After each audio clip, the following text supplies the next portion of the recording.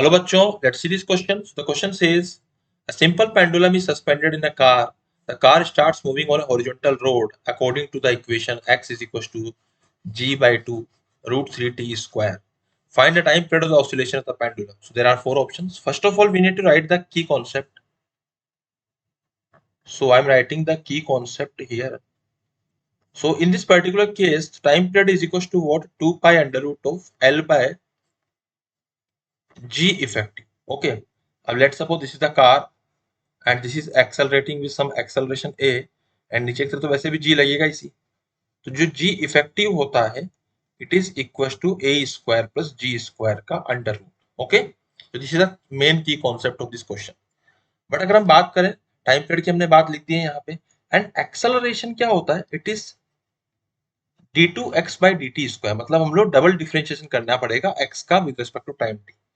So let's start the question. तो सबसे पहले हमको यहाँ पे x दे रखा है, वो दे रखा है g by 2 under root of 3t square. तो इफ वी डिफरेंशिएट दिस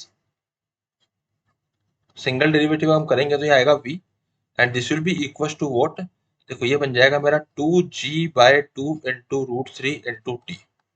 2 से 2 कैंसिल आउट हो जाएगा, ये बन जाएगा root 3 into G. Okay, into T. अगर मैं इसको एक्सेलरेशन लिखूंगा तो ये आएगा मेरा dv by dt, और ऑल दो इसको मैं ये भी लिख सकता हूँ d2x by dt square and this will become what? Root 3 times of g.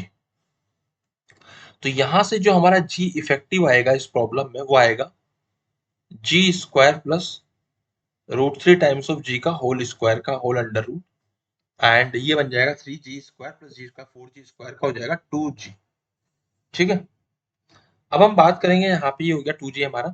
अब हम बात करेंगे टाइम पीरियड की. तो टाइम पीरियड क्या होता है? 2 pi under root of l by g effective को 2g लिख दूंगा मैं.